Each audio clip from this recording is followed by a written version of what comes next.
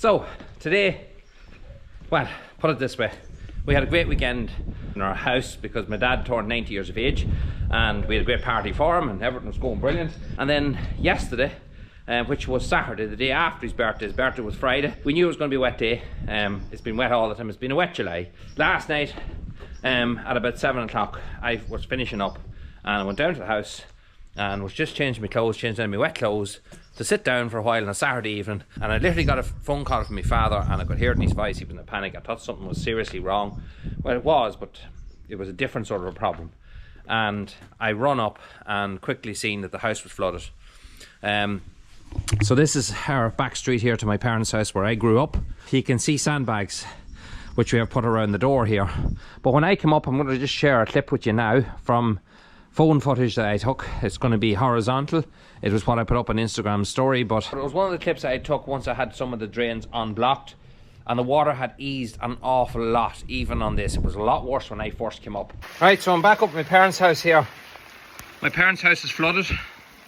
The door, step flooded, gully starting to subside a wee bit. Just look at the water coming across the wall above the garden. This is all running down from the yards.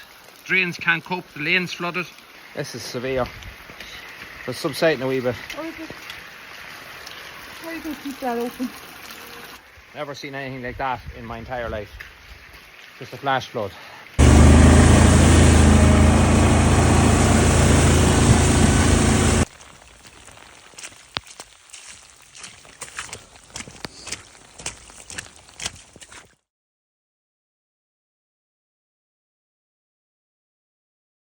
Today is Sunday the 23rd.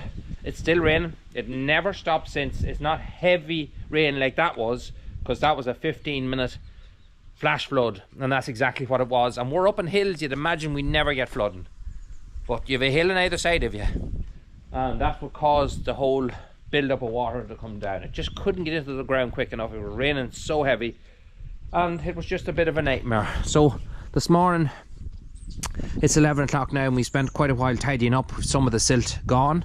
The street's okay. We have a big 9-inch pipe that runs down along this street, and there's one of the gullies there, one of the belly gullies. I'm going to have to get in because it's full of silt now as well. And that there was jumping up about 2 foot in the air because it was coming from above, getting down here. Just couldn't get away quick enough and just jumping up in the air. The water came into my parents' house, came into the back hallway, came into the living room. They were sitting watching the television. They got a hell of a shock when the water started running on the door and their feet.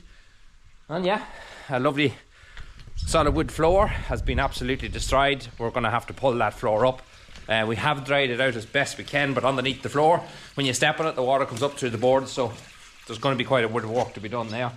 You can understand how annoying that is for elderly people especially, but I'm sure there's people who have dealt with flooding before and are well used to it in low-lying areas, so you kind of understand. This is a lot simpler than what you guys probably go through, but at the same time, it's the only taste we've ever got of it. Anyway, I built this bankment across here. A lot of it's washed away, but I built this bankment here to stop the water coming down here and coming out of this hill. This hill was just coming out, unreal power of water what it can do, but it was coming down here, washing down there, and that was causing the part of the flood. So last night I came up with the loader real quick and I pulled and pulled at it as much as I could to build something along here to stop the water from going down there, which kind of worked and eased the water somewhat.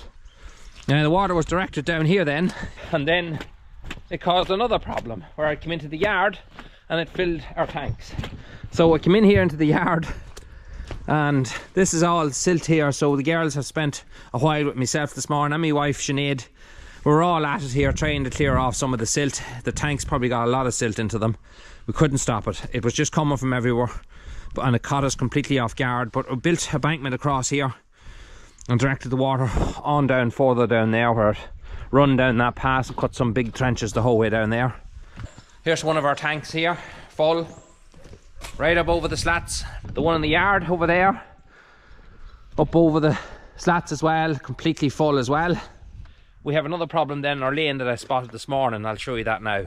Alright, so I'm just using my phone here coming back from the little farm from looking at my cattle. So it starts here. You can see the way the lane has riz up here. Camera doesn't show it, but it has riz up here. And then the further you go up is where the real trouble started. So you can see here, again, If you want to look there, you can see it's all lumps. This here, for instance, the camera looks flat. That there has raised about 3 to 4 inches. That's all swollen way up here. All busted up as well. And then it gets worse. This is where the whole trench of the water was. That continues well up to about there. So we'll have to probably come along here and start up with that telephone pole and remove this surface, or most of it. I'd say we'd have to remove it all, fill it again and get tar and chip put back on it. We'll not be doing it anytime soon. We're going to have to get people out to look at it and see what it's going to cost for us to repair it. It'll have to be a private company. So if there are private companies you know of that operate in the Cavan, Monaghan area, let me know, because this was done the last time by the council and I don't think the council would do that work. I'm going to find out, but I don't think so. So if you know anybody or any companies that you could recommend that does that kind of work, that could come out and give us a price to repair this, yeah, that'd be cool. Anyway, look at it's material items. It would be worse if there was problems inside your home, which is not, thankfully, and that's a nice way of looking at it. These things can all be fixed.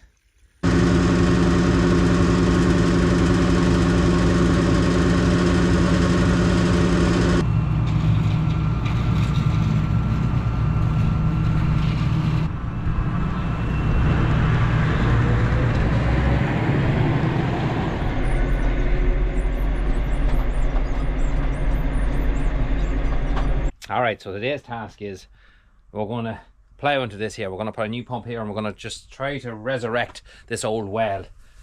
I was going to say I'm pumped up for this. I just hope it goes down well.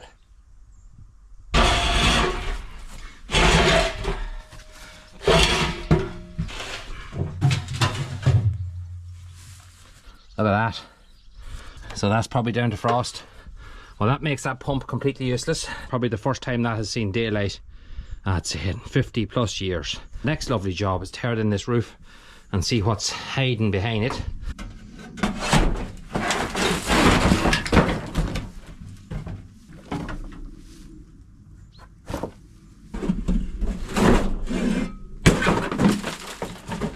You see the size of this sucker?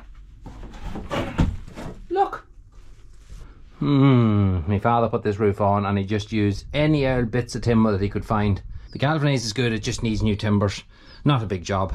Do it in half a day, but it will need a new roof.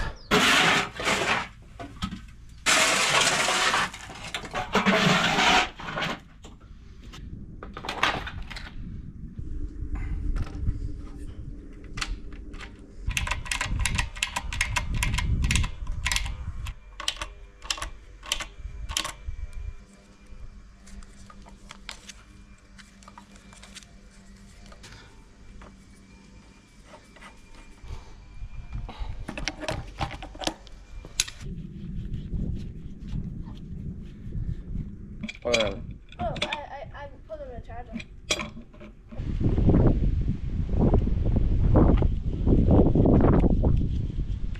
Alright, so here's our new pump, and you can see this is our 50 litre vessel that's underneath. It's a lot smaller than what was there before. It's definitely a lot lighter as well.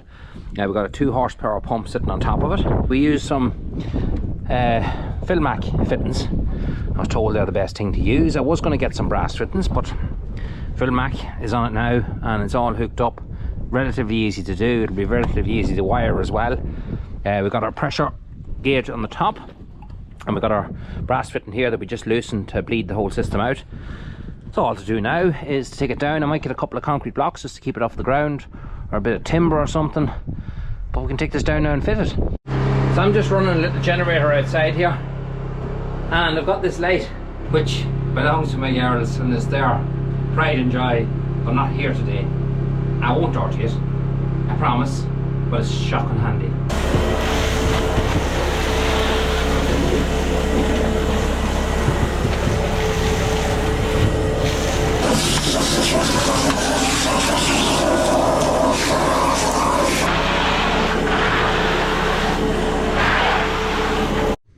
Alright, well that's definitely a lot cleaner.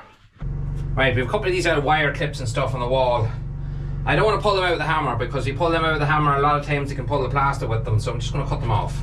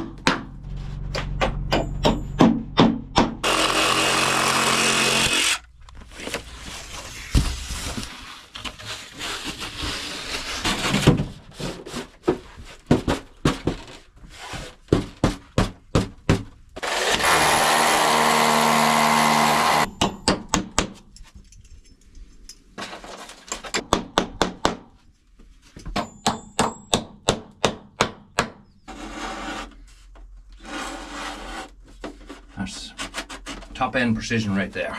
Top end. There we go. Boom. Now those of you that might say, "Isn't you cut that a wee bit short?"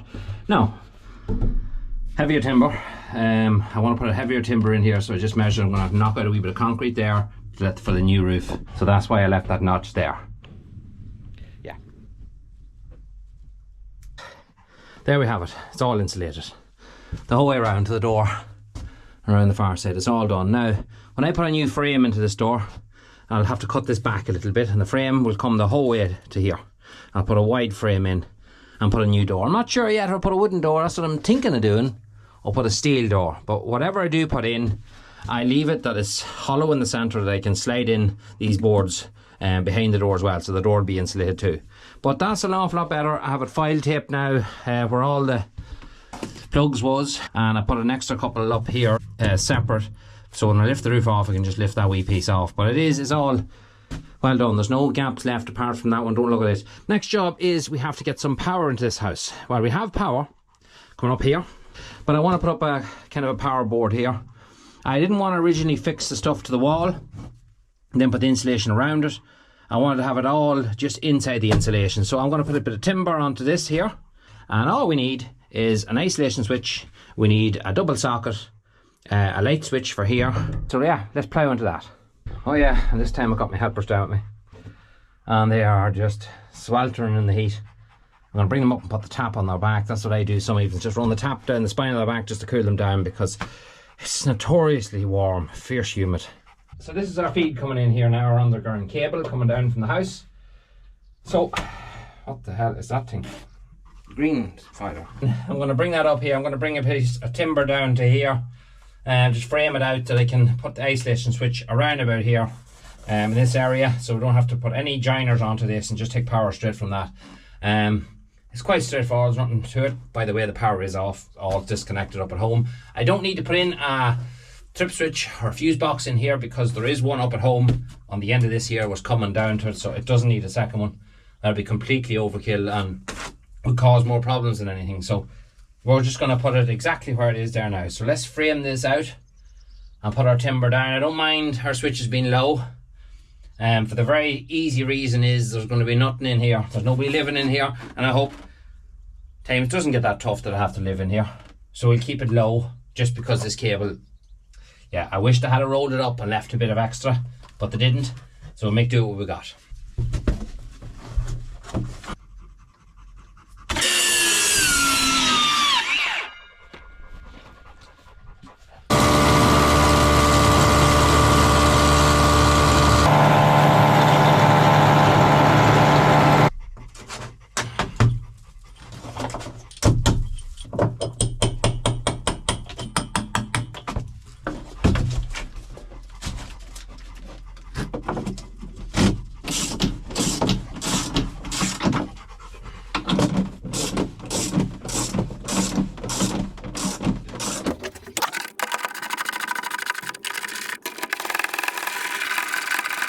I had a waterproof housing box that was sitting from another job that was sitting up there a long time, and I decided to put my socket, an isolator switch into that, because if, Lord behold, anything went wrong in here and the well was to burst or a pipe was to burst and spray water up on this, at least it gives it the protection that it needs. This switch here will be for the light single switch, and it is a waterproof switch, so it'll be 100%.